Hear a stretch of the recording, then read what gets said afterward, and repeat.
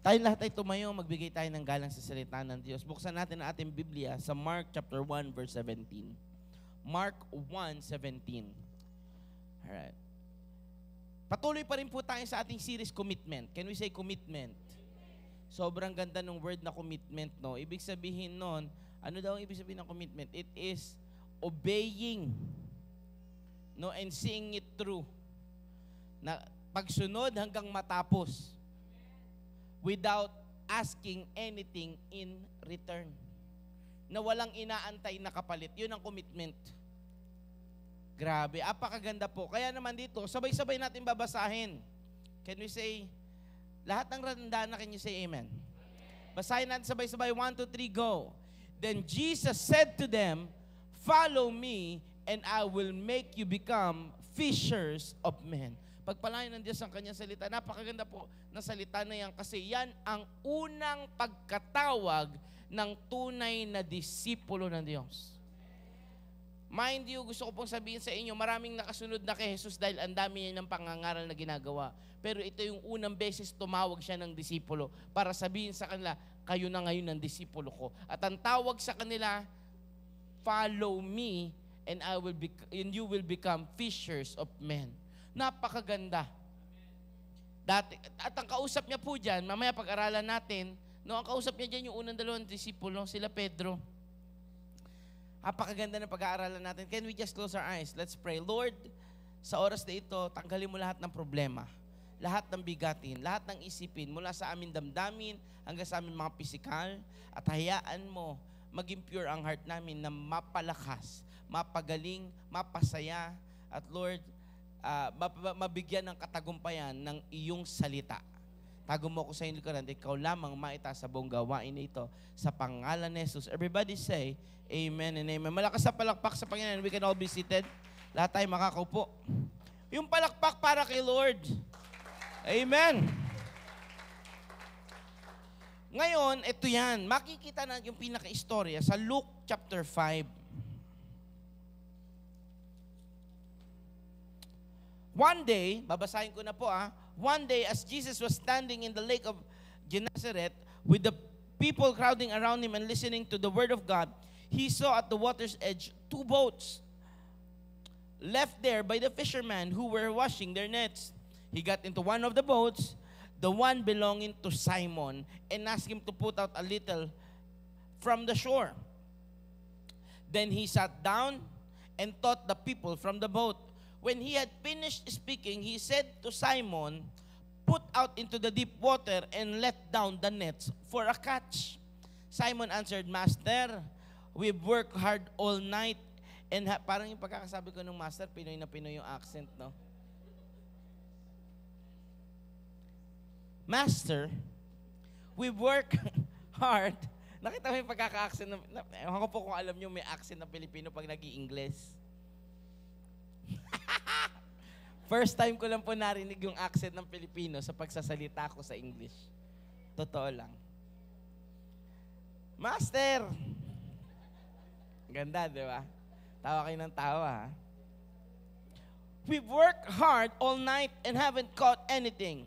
But because you say so, I will let down the nets. Number 1, gusto ko pong matutunan natin in commitment, you can never commit to something or someone you do not trust. You cannot commit to someone or something you do not trust.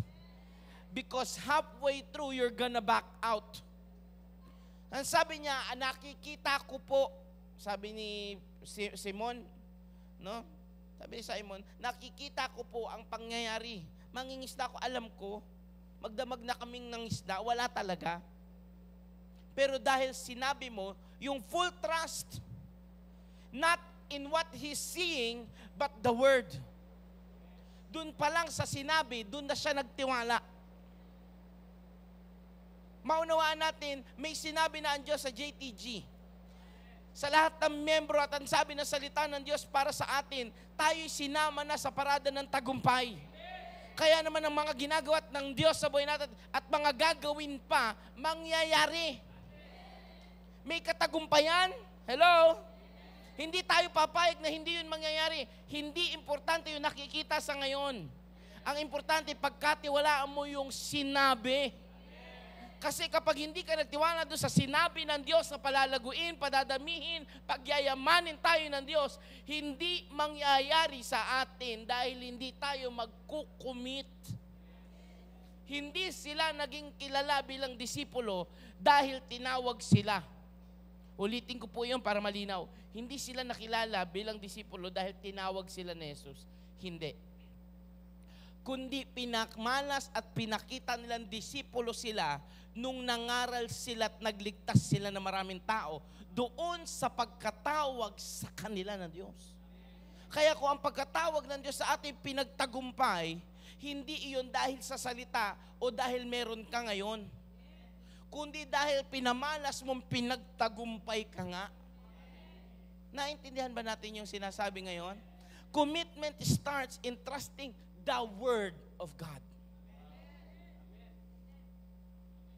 Hindi natin matatrust ang Word ni Lord kung hindi mo alam yung Word ni Lord. Kaya, number 1 point, ngayong gabing ito, ang title po natin, Commitment as a Disciple of Christ. Yan ang title natin ngayong gabi, Commitment as a Disciple of Christ. Number 1, understanding the call to commitment. Number 1 point, understanding the call to commitment. Pasensya na po kayo, hindi ko napasa sa kanila kaya wala dyan. Habulin na lang ako ni Ate Cha ba yan, Cash? Kung sino man po sa kanila. Ang sabi doon, nagtiwala sila sa sinabi ng Diyos. Kaya may problema, may pag-asa. May kailangan gawin, magtiwala dahil gagawin ng Diyos. Ang tanong, agad-agad bang ginawa ni Lord? Nung sabi niyong dalawa, Lord, magdamag kami ng isda, walang nangyari. Sabi niya, pero dahil sinabi mo, gagawin namin. Ano sabi na salita ng Diyos? When they had done so, hindi lang pala tiwala ang kailangan. Pangalawa, may gawin. When they had done so, they caught such large numbers of fish that their nets began to break. Napakaganda. Nung ginawa nila ang pinagagawa ng Diyos, even though questionable, parang hindi mangyayari, parang malabo. Pastor, meron na lang tayong 8 buwan, 400, kaya ba natin? Tapos sinasabi mo pa may second service. It will overflow. Mangyayari. Alam niyo po, hindi ito vision lang ng inyong pastor. Binigay ito ng Diyos sa ating mga pastor pa noon. Noon pa. Palalaguin, padadamin, mag-overflow ang tao. Simula ngayon, kailangan natin magbibili ng marami pang bangko. Madaming pang aircon, magdagdag pa tayo mga 6 pa. Malamig lang, umuulan eh. Pero kapag kampano tayo dito, napakainit niyan. Lalo na pag sumasayaw na tayo. Hello? Sabi dito, when they had done so, they caught such a large number of fish that their nets began to break. So they signaled their partners in the other boat to come and help them, and they came and filled both boats, so full that they began to sink. Very important to understand, hindi po lumulubog ang bangka. Hindi po siratong mga bangkang ito gawa. Hindi rin to binagyo. Pumunta lang to. At alam niyo po, gusto ko maintindihan niyo yung story, nasa pangpang sila. Para lumubog ka sa pangpang,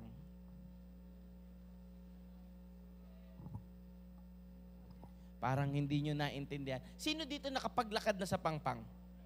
Para lumubog ka doon, sobrang bigat mo, di ba? Tapos, basang-basa ka. Para bigla kang lumulubog doon sa, itong mga bangkang ito, nasa pangpang. Sabi, they were assured. Andun lang sila. And they began to think gaano kadaming isda ang pinuno ng Diyos sa kanila. And each individual dito sa church na ito, bawat individual, mga kapatid, gusto kong sabihin sa iyo, isa kang bangka ng Diyos. You are a vessel of God. At sa buhay mo, hello? Sa buhay mo, mag-uumapaw.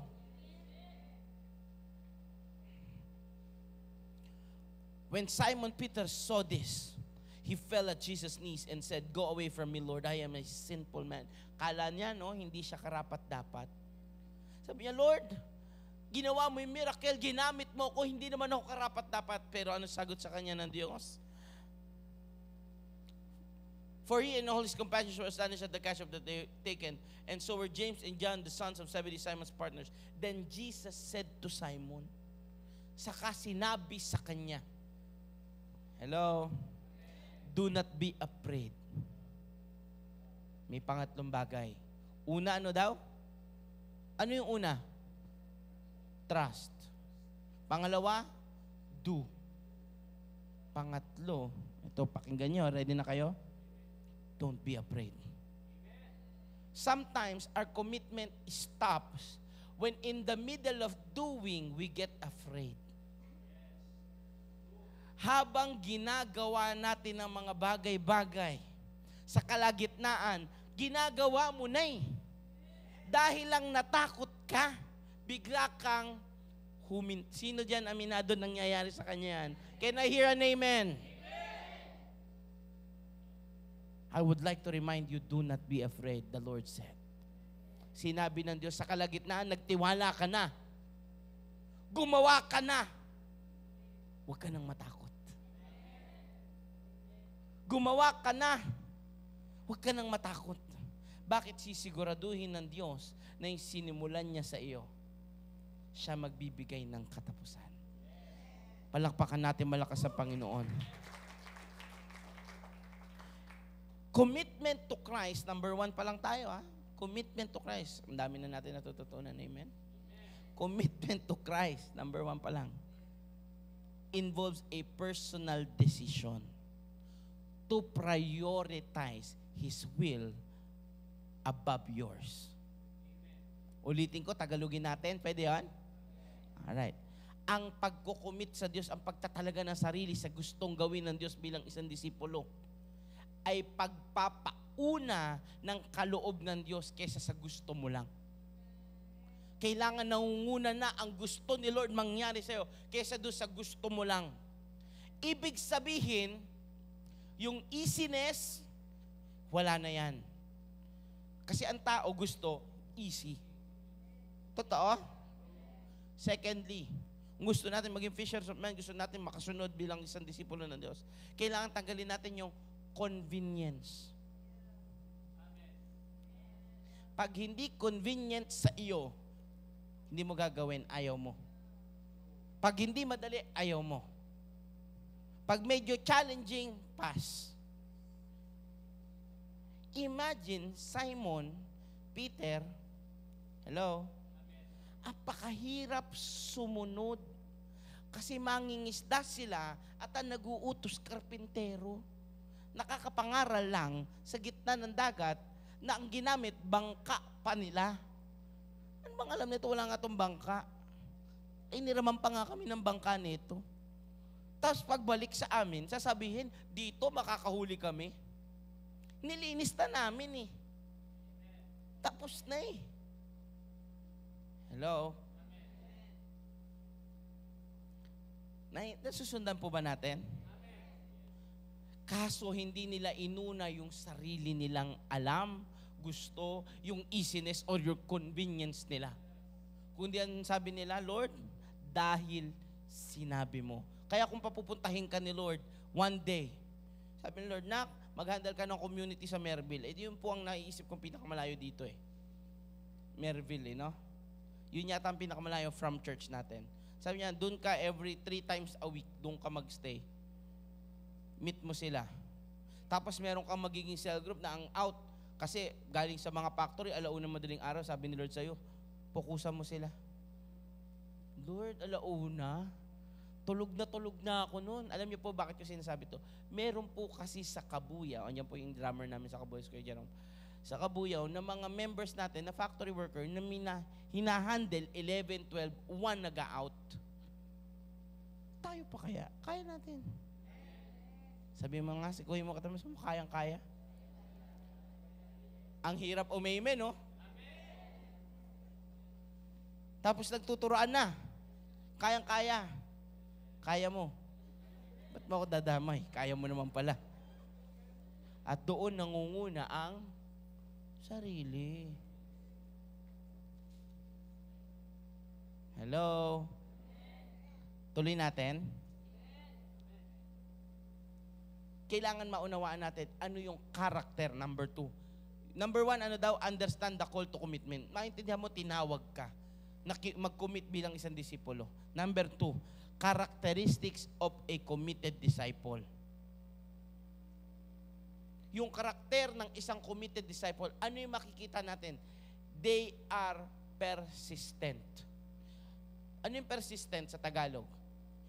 Ha? Sobrang tiyaga. Ibig sabihin, hindi nagpapadaig ng pagod. Paano natin mapapatunayan doon sa istorya? Ang sabi nila, Panginoon o Master, magdamag na po kaming magdamag na po kaming nangisda. Darating ang time parang magda-WTS ka, mag-handle ka, nag-prayer ka, tapos parang isa lang out of 20 pinag-pray mo, isa lang ang nag-commit. Sakit, no? Pero wag kang magpapadaig. Meron po kaming kasabihan at gusto ko i-share sa inyo, bawal sa JTG magpatalo. Bawal. Kung pinarada tayo sa parada ng tagumpay, aba, walang talunan dito. Amen? Magdamag na po kami. Pero dahil sinabi mo, darating ang time parang nag-pray ako, nag-share ako, parang wala akong disciple ngayon. Maraming season ang dadaanan natin. Pero wag kang magpapadaig doon sa pagod, doon sa parang walang result. Kasi kapag sinabi ni Lord, it's your season, this is the time, walang makahahadlang. Kahit yung pangsalo nila, magkapunit-punit na. Ibig sabihin nun, yung time mo, yung energy mo, madiplit-diplit na.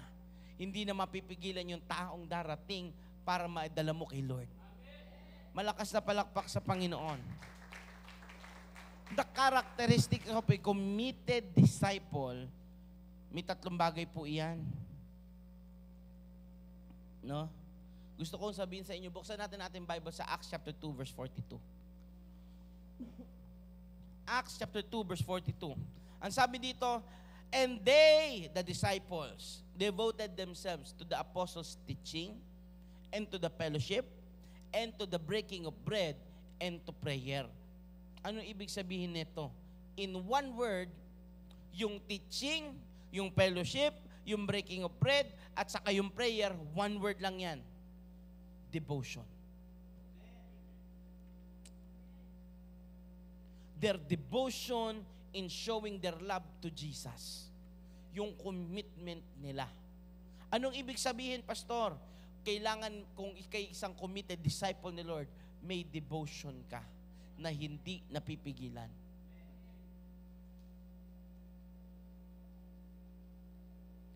Paano natin nakita yun sa istorya? Ang sabi doon, after makita nila yung ginawa ng Diyos, lumuhod si Pedro kay Jesus. Ang sabi niya, Lord, ang pagluhod is a sign of saying, I worship you. I surrender my life to you. Sabi niya kay Jesus, makasalanan ako. Hindi ako dapat tawagin mo. Pero ano? Rise up, follow me, and I will make you fishers of men. Inangat pa siya lalo ng Diyos. You must be devoted in Christ. Kailangan may devotion tayo. Number 2, ito yon. Sabi John chapter 13 verse 34 to 35. John 13, 34 to 35. A new command I give you. Love one another as I have loved you. So you must love one another. Napakaganda, no? New command I give you. Sabi niyan, love one another as I have loved you. Magmahalan kayo kagaya ng pag-ibig ko sa inyo. Hindi niya lang doon tinapos. Hindi niya sinuggest, hindi ito isang opinion, hindi ito kung gusto mo lang o trip mo lang. Kundi utos na hindi may arrangement o may deal. Kundi pinagagawa lang ni Lord. Sabi niya doon, you must, kailangan.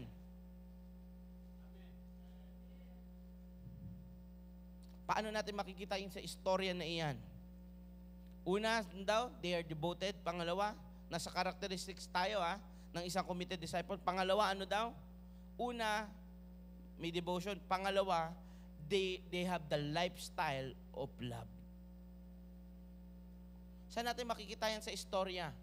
At pagkatapos, punuin ng Diyos ang bangka nila. Meron silang ginawa, di ba? Nagpakita sila ng pag-ibig.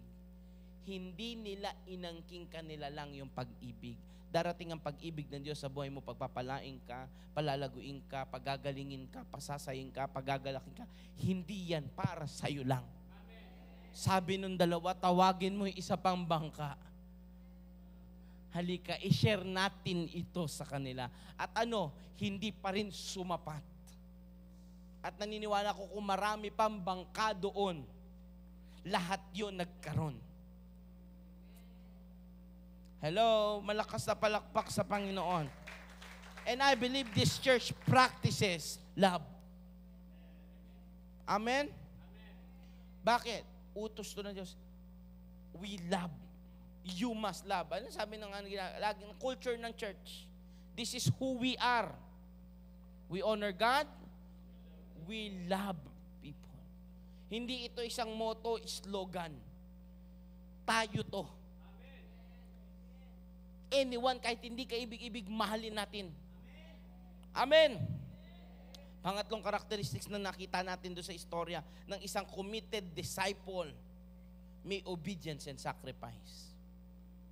Pangatlo, obedience and sacrifice. Luke chapter 14 verse 27. And whoever does not carry their own cross and follow me cannot be my disciple. And whoever does not carry their own cross and follow me cannot be my disciple. Alam niyo si Jesus, sa maraming paraan ng pagkakataon, when He did miracles, He did it with His bare hands and from His words. But when He's calling disciples, He goes to them, lumalapit siya sa kanila. At sinasabi niya, do this and you will be my disciple. Sa lahat ng miracles niya, pagaling siya ng bulag, kumuha ng putik, dinuraan. Sarili niya Sarili niya, kamay niya, nilihans niya. May mga bagay naman na ginamit ng Diyos ang salita niya. Sa pamamagitan ng pananampalataya. Pero sa pagtawag ng disipulo, iba si Lord. Iba si Lord. Tinitignan niya yung obedience at sacrifice ng isang gustong maging disipulo ng Diyos. Masaya ako kasi maraming malakas ang ulan ngayon, pwedeng mong gawin ng iba, andito ka. Praise God. We can be in many places. Alam niyo po, nagtataka kasi ako, ewan ko kung kayo din. When in midweek, kung ano nilatag nating bangko, siyang puno. Simula ngayon, maglalatag tayo, lalagpasan na natin ng lagpas kalahati pa. Darating ang time, pupunuin natin na nakalatag. Kasi kung ano yung faith natin, gagawin ng Diyos. Ngayon, ano yung obedience natin? Lord, ito yung inobey namin, nilatag namin, ayan, puno. Ito lang nilatag nyo Sabi ni Lord, sumunod kayo sa akin, nag-attend kayo ng church. Yan ang ginawa ninyo. Ako naman. Pupunuin ko ng tao. Kung dinagdagan kaya natin yan, ano sasabihin ni Lord? Ay, may bakante, wait lang. Nak, kausap niya yung konsensya ng isa. Yung conviction ng isa. Nak, umuulan, di ba? Oh, tumayo ka pa rin. Pumunta ka doon kasi may mga bangko pa. Yung conviction ngayon ng isang tao, ang lakas ng ulan. Pero parang kinakausap ako ni Lord. Kailangan nandun ako eh. Sige na nga, ulan lang yan. Malakas na palakpak sa Panginoon. May obedience and sacrifice. Tingnan nyo yung sacrifice na ginawa nila. Out of their drained body, ako naniniwala kapag magdamag ka ng isda, pagod ka eh. Siguro, lahat ng klase ng pangingisda, ginawa na ni Pedro. Siguro magaling si Pedro sa lambat, magaling din malamang si Pedro sa paglangoy. Wala akong makitang isda. Isang malaking isda na lang, papanain ko. Makauwi lang. Naintindihan niyo yan? But that's not the sacrifice na inantay ni Lord. Yung sacrifice na inantay nila, yung pagsunod.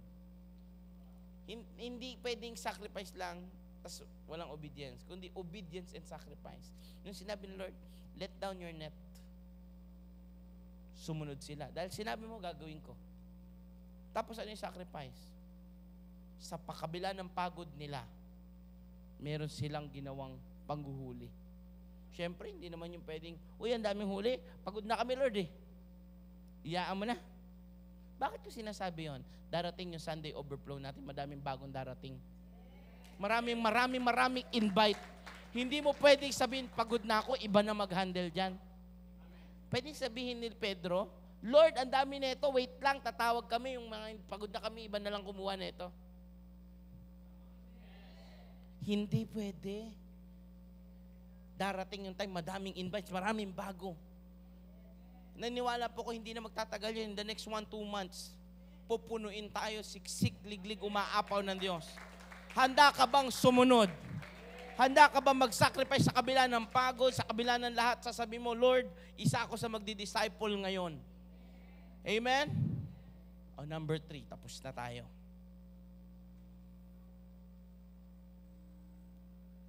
A committed disciple of Christ, number 3, has encouragements for sustaining commitment.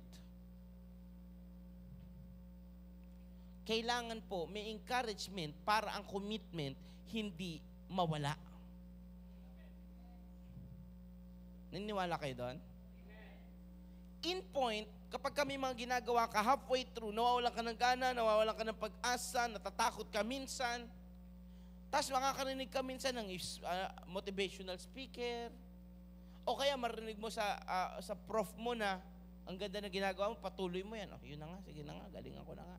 O kaya makarinig ka ng compliment, ng encouragement, ng support system, hindi ka ngayon bibitaw. Hindi ito nakakaranas ng ganyan. Ang unang-unang encouragement natin for sustaining commitment, syempre, walang iba, yung pangako ng Diyos. God's promises. Sabi ng Philippians 1:6. Philippians 1:6. Being confident in this, that He who began a good work in you will carry it to completion until the day of Jesus Christ. Being confident of this, that He who began a good work in you will carry it unto completion until the day of Christ Jesus. Meron kang malakas na pagtitiwala, buong loob, na kung ano sinimulang maganda ng Diyos sa iyo, siya rin ang tatapos upang maging maluwalhati. Hello? Nakakatuwa po na kapag naaalala natin ang pangako ng Diyos. May pangako na tanggap si Pedro. Sabi niya, sumunod ka sa akin. Come, follow me, and I will make you fishers of men.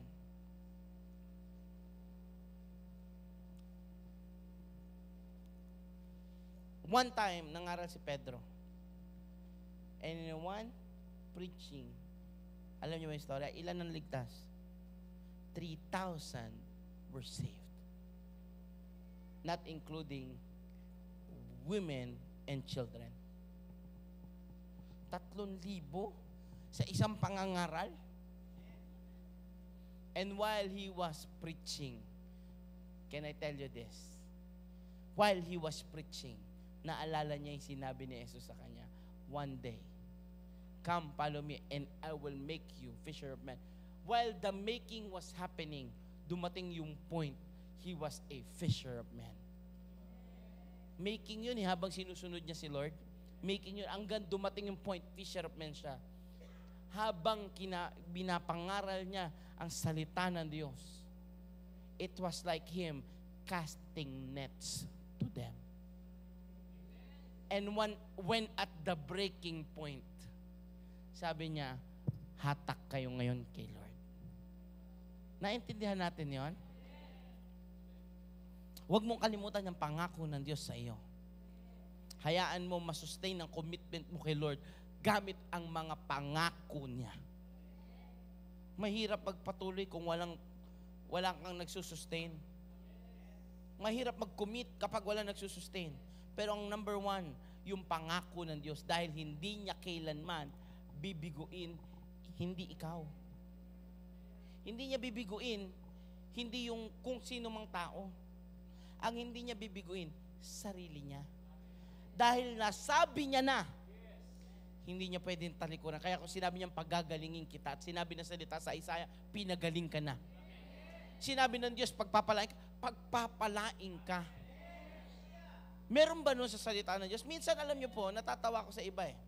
Sabi na, ang mga churches kapag nagpipreach ng puro pagpapala, hindi talaga yan kay Lord. Alam niyo po, hindi kompleto ang preaching ng salita ng Diyos kung hindi kasama ang pagpapala niya. Hindi. Malabo. Malabo makumpleto. Anong dahilan? Sa mga salita ng Diyos, He was always talking about money. Ni Jesus mismo. And He was always talking about the kingdom of God. Where in the kingdom of God, walang naghihirap. Where in the kingdom of God, masagana. Kaya kung ang isang iglesia, naalala ko sabi ni Bishop Boy Ramos, ang iglesyang hindi nagtuturo ng tithes and offering, hindi nagtuturo ng pagpapala sa inyo, gusto kayong maghirap. Totoo yun. Kaya masarap makinig kapag pagpapala ang pinag-uusapan. Pero mahirap ipangaral sa mga taong wala namang pagsunod. Babalik tayo, may pangako ang Diyos.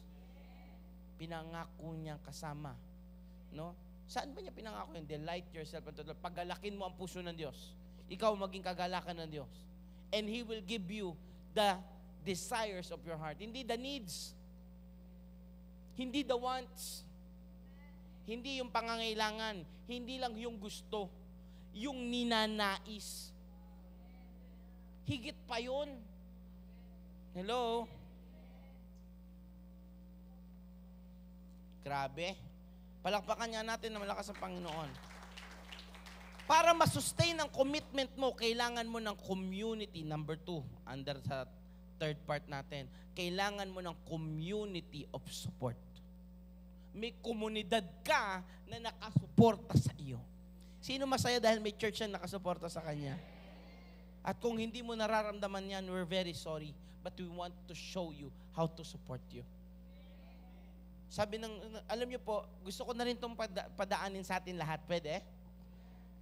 We are always open for everyone. Lahat. Hanggang finances, nandyan tayo para tumulong. Physical, panalangin, sa lahat ng bagay, nagtutulungan tayong lahat. Pero kagaya ng binili ni Mami at Daddy sa church na to, bawal utangan. At ibibiling ko na po sa inyo. Okay lang ba? Mula ngayon, bawal mag-utangan sa church. Pastor, magaling naman ito magbayad. Your discrepancy. Pero kung ikatitisod yan, yun lang. Huwag ka na lang magpautang.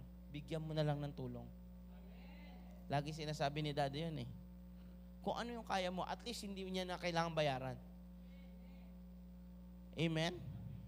Tama yun. Kaya sa church na to, walang magtitisuran dahil sa pera. The least worry ng church natin, pera dapat. Tapat naman ng Diyos. Magtulungan tayo. Amen? Palapakan nga natin, malakas ang Panginoon. Hebrews chapter 10, verse 24 to 25.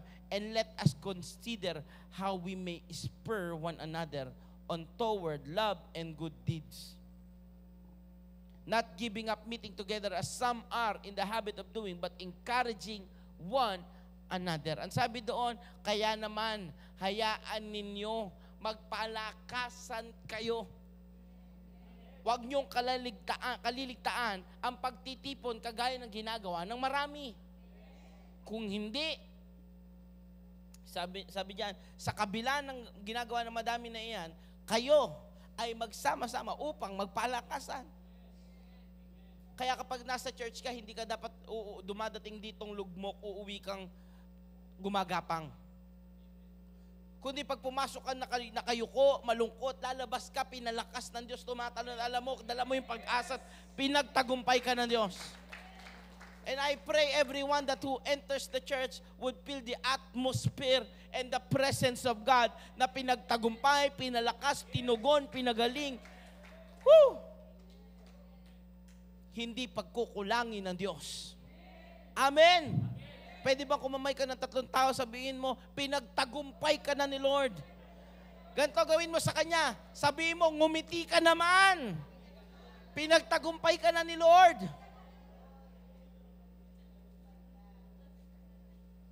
And last, para masustain yung commitment natin, no? Kailangan lagi tayong nakatingin, hindi sa pangsamantala. Kundi nakatingin tayo sa eternal, number 3, eternal perspective. 2 Corinthians chapter 4, verse 17. 2 Corinthians chapter 4, verse 17. For our light and momentary troubles are achieving for us an eternal glory that far outweighs them all. Ang sabi doon, pagkat ang lahat ng ating pinagdadaanan na panamantala ay hindi maikukumpara sa kaluwalhatiang ipagkakaloob ng Diyos sa darating na araw. Wow! Nakakatuwa. Kung yan ang titignan mo, no? Para masustain ang commitment mo, huwag kang tumingin doon sa pansamantala. Mapapagod ka. Gumagawa kayo, parang nauubusan ka. Nawawalan ng resources, nawawalan ng strength. Huwag! Tignan mo yung glory. Alam nyo, naalala ko yung sinabi ni Mami eh. Sabi niya, hindi na ako nag-iipon ng kahit ano sa lupa na ito. Hindi na ako makapag-antay. Tanungin si Jesus, Lord, anong posisyon ko sa langit? Lagi niya sinasabi, sino nakakarinig kay Mami niya? Lalo na nung bago siya kunin ni Lord eh. Lagi niya sinasabi, lagi niya pinapangaral yan, di ba? Anong posisyon ko sa langit, Lord? Sige, sila ng lahat tigapamahala dito, pero Lord, pagdating sa langit. Naalala niya, lagi sinasabi ni Mami? Kasi kung magtitingin siya dito, maraming kalulungkot, maraming pangangailangan, maraming sakit, maraming nararamdaman din si Mami. Pero ganun din naman tayo. Kung titingin tayo dito, maraming katitisuran. Minsan nga kahit salamin, tinignan mo, titisod ka eh. Sa totoo lang, nung isang araw po, nagdadamit ako. Saan ba kami papunta nun? Sa kasal. Papunta kami sa kasal ng ating Maricar and Kuya JM. Nung Saturday, nagbukas ako ng cabinet. Ang sabi ko kay Pastor, ano kayang idadamit ko? Masaya ako, excited ako. Sabi ko, first time ko ulit magkakasal in a long while. Tapos si JM Maricar, wow, excited ako. Pagtingin ko sa damitan ko, alam niyo, hindi ako doon nalungkot. Sabi ko sa inyo, sa salamin minsan, nadi-discourage ka, di ba? Nagsuot ako ng t-shirt. Sabi ko, maganda ba? Sabi ko kay Mami, puti, di ba? Kung maganda ba? Sabi niya, oh, maganda. Pagtingin ko sa salamin, sabi ko, mahal ako ng asawa ko. Totoo po yun ang lumabas sa isip ko. Pagtingin ko sa salamin, kala ko si Winnie the Pooh eh. Pagka ganun ko, pagtingin ko sa salamin, shucks. Alam niyo po, sa katotohanan, sinabi ko sa asawa ko, bumili tayo ng t-shirt, please lang. Kasya yun lahat eh, maluwang yun sa akin lahat doon eh. Simula nung Lunes, hindi na po ako kumakain na matino. Last week pa. Kala ko kasi, lilit ako sa Sabado. Ayun, napagpatuloy pa pala. Mukhang matagal-tagal pa to. Sayang naman yung mga damit. Pero kung sa simple lang titingin tayo, madi-discourage tayo sa maraming bagay. Minsan nga, yung katabi mo nakaka-discourage. Hello? Paano umupo? Ano ba yan? Paano umupo tong katabi ko? O kaya naman, paano magsalita? Paano yung itsura ng muka? Natatawa kayo, sanay ako dyan. Kala ng marami po, laging galit si Pastor Bus. Alam niyo, nilapitan ako one time ng isa sa mga kabataan. Ang sabi niya, Pastor, kung hindi kita nakilalang masiyahin ka, siguro hindi kita malalapitan. Si Ate Bea nagsabi sa akin noon eh. Sabi niya, Pastor, siguro kung hindi kita nakilalang masayahin, siguro hindi kita malalapitan kasi yung mukha mo parang laging galit. Naalala mo anak? Sinabi mo yon dito? Hindi mo maalala? Sinabi mo sa akin dito yun. Sabi ko, buti na lang nakilala mo ko. Kung mukha lang tinginan, tignan mo yung katabi mo. Sabi mo sa kanya, kahabagan ng Diyos. Kamahal-mahal ka. Ba't tumatawa kayo? Sabi mo sa katabi mo, sa kahabagan ng Diyos. Kamahal-mahal ka. Amen. As I end, magtatapos tayo sa ganitong bagay. May natutunan ba tayo? Mahirap mag-commit kapag hindi ka unang-una nagtiwala, gumawa, at umasa pa rin. Huwag kang matatakot. Alam mo, merong gagawin ng Diyos.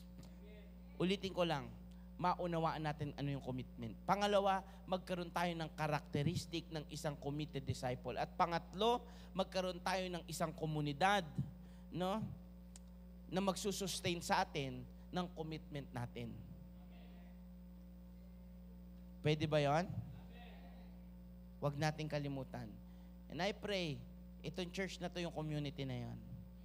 And I pray, and I declare sa buhay natin, lahat tayo maging committed disciples ni Lord. Hindi lang member ng church. Hindi tayo disciple ng kung sinong tao. Disciple tayo ni Jesus. Amen? At dahil dyan, the rest follows. Walang disciple, makinig po kayo, walang disciple na hindi sinamahan ni Jesus. Wala. Lahat sinamahan niya. Kaya ikaw, huwag ka mag-alala, huwag ka matakot. Can I encourage you tonight? Commit yourself as a disciple of Christ in a lot of ways. Sa maraming pamamaraan na kaya mo. And I believe, pagpapalain, palalaguin ka ng Diyos. Higit sa iyong inaakala. Tayong lahat ay tumayo. Malakas na palakpak sa Panginoon. Palakpak ng pinagtagumpay na